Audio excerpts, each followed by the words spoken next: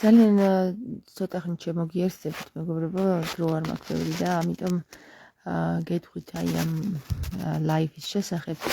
აქ პირველივე კომენტარში ჩაგიგდებთ, ესე იგი ამ ვიდეოს ლინკს აუცილებლად ნახეთ გიორგის გამოსვლა ძალიან მომეწონა. თუმცა მე გიორგისაც მინდა ამ ლაივში პასუხი გავცე კითხვებს ვსვავს, რომ რატომ და რამდენიმე კითხვას პასუხს გავცემ. ეხლა ნახეთ რა ხდება. გიორგი კითხულობს თუ რა მოგცათ ასეთი ამ მთავრობამ მეუფეებს ეკითხება და სასულიერო პირებს, რომ თქვენ გაყიდეთ საქართველოს, ხო? გიორგი, მე მინდა გითხრა, რომ სასულიერო პირების უმრავლესობა არის ებრაელთა შტამის წარმომადგენელი. ესე იგი პირდაპირ მნიშვნელობით ებრაელები არიან, ის ვაჭარი ებრაელები არიან შესული ჩვენ სასულიერო პირებად დამდგარი, რომლებმაც გაყიდეს ქრისტე, რომლებმაც გაყიდეს რომელიც ყიდის საქართველოს, რომლებიც ყიდიან დღემდე ქრისტეს, სანთლებს, ბიზნესებს აწარმოებენ ეკლესიაში და აქედან გამომდინარე, მე მინდა უკვე ამაზე პასუხი გაგცე. ამ კითხვის დასმას აზრი არ აქვს, იმიტომ რომ ჩვენ სასულიერო პირებს არანაირი ქართული სულისკვეთება არ გააჩნიათ არავითარ შემთხვევაში. მეცაც გეტყვი, რომ აი ასეთ მთავარ პირებს მამაებად და მეუფეებად დაყენებულ ებრაელ ვაჭრებს დამონებული ხავთ ის მონაზღვნები, რომლებსაც მონაზონებს უწოდებენ და რომლებიც არიან ძირითადად ტვინ გამოლაყებული იმის ძახილით, რომ აი საქართველოში ჩამოვლენ ყველა უცხოელი, აქ იქნება კიდობანი, გადარჩება საქართველოში იქნებიან ყველა ერის წარმომადგენლები, რომლის გადარჩენაც ღმერთს სურს და აი ამით აბნელებენ და ადებილებენ და კიდევ უარესად ვიტყოდი, მაგრამ თავს შევიკავებ, აბნელებენ ხალხს, რომ აი ჩამოდიან უკვე ეს დრო დაწყებულია, უკვე გადასარჩენი ხალხი საქართველოში ჩამოდის და ამ მონაზვნებსაც და ამ ღვთისმსახურებსაც სჯერათ, რომ აი თურმე ჩვენი წინასწარმეტყველება ახდა, ეს სახლები იმისთვის შენდებოდა, რომ ჩამოვიდნენ აქ გადასარჩენი სულები, დასახლდნენ საქართველოში და საქართველო იქნება დიდი კიდობანი. მოკლედ და ეს ქართველები კი საზღვარგარეთ იქნებიან და მაგდენი აზროვნება უჭირთ, რომ იმაზე დაფიქრდნენ, რომ ეს ყველაფერი კარგად დაგეგმილი ებრაელების გეგმა არის, რომ აი საქართველო გაყიდონ ძალიან იოლად, წინააღმდეგობა არ შეექმნათ, თან მით უმეტეს სასულიერო პირებიდან, როდესაც ამბიონებიდან გეტყვიან, აი საქართველოში ჩამოდიან უკვე ის გადასარჩენი სულები, რომლებიც უნდა გადარჩნენ, იქნებიან ეს ზანგები, არაბები, პაკისტანელები, ინდუსები თუ ვიღაცები, ამას მნიშვნელობა არ აქვს, ღმერთმა ისინი აირჩია.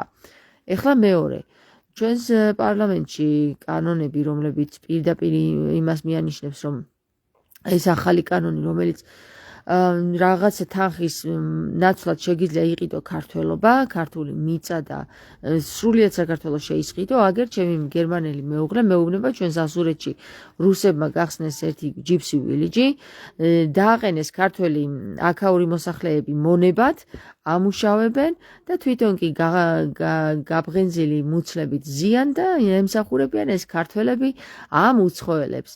რუსები იქნებიან, ეს გერმანელები იქნებიან, ეს შვეიცარიელები თუ სადაურები, ამას მნიშვნელობა არ აქვს, არაბები თუ ინდუსები, ქართველები მსახურობთ ჩვენს ქვეყანაში უკვე სხვებს. ამას დიდი ნიჭი სჭირდებოდა იმისათვის, რომ კარგად დაგეგმილი გეგმა ასე ადვილად და ასე იოლად შეესრულებინათ ამ ებრაელებს, ვაჭარ ებრაელებს, რომლებმაც მართლაც ძალიან კარგად განახორციელეს ეს გეგმა და ჩვენ კი ახლა ვზივართ და ვლაყობობთ, რომ რა ვქნათ და როგორ ვქნათ და ასე და ისე, ზოგი ამერიკიდან, ზოგი შვეიცარიიდან, ზოგი გერმანიიდან, ზოგი საქართველოდან და ზოგი საიდანღაც არა. რაც შეეხება იმას, რომ რატო არ დააჯარიმეს ეს ხალხი, რომლებმაც ეკლესიებს შეურაცხყოფა მიაყენა, სამაგიეროდ აჯარიმებენ ქართველებს, რომლებიც იძახიან, რომ ეკლესიაში ვაჭრობა არ შეიძლება. მაგალითად, ჩემ მაგალითზე გეტყვით, რომ ნამდვილად 5 წუთში გაჩნდა უშიშროება ჯვრის მონასტერზე, როდესაც მე განვაცხადე, რომ ეკლესიაში ვაჭრობა არ შეიძლება და გაიტანეთ ეს დახლი აქედან. მაგრამ ის რომ ვიღაცა დროშით შეადგა, არაბული დროშით შეადგა ეკლესიას თავზე და დროშა აგვიფრიალა ძველ თბილისში, იქ უშიშროებას საერთოდ დაეზარა მისვლა. ასე რომ კარგებო, ჩვენ უკვე უნდა ვხვდებოდეთ ყველანი, რომ საქართველო წაგვართვეს და ჩვენ კიდე ხახა გამომშრალები ვუყურებთ ამ ტელევიზიას, დაშტერებული, დაბნელებული და დაჩმორებული. ასე რომ გააგრძელეთ ასე და იქნებით ძალიან კარგად. როგორც გითხარით, განსხვავებული პროფესია, რაც ისინი გააკეთა, გავეწევთ ჯვარს და წავიდეთ მაგასთან. დანარჩენი აქაური ეშვაქს, ემსახურონ ეშვაკის მსახურები. მატერიალური სამყაროს სრულდება. ეჯერ კიდევ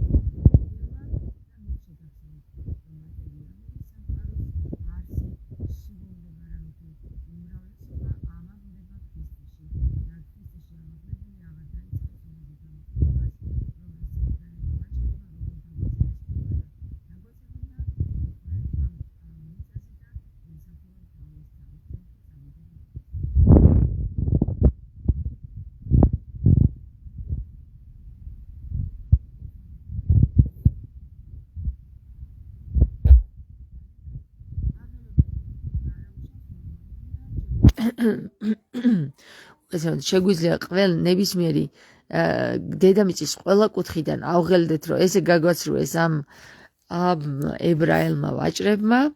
იმის არ იყოს თამარს, რომ ერთ-ერთი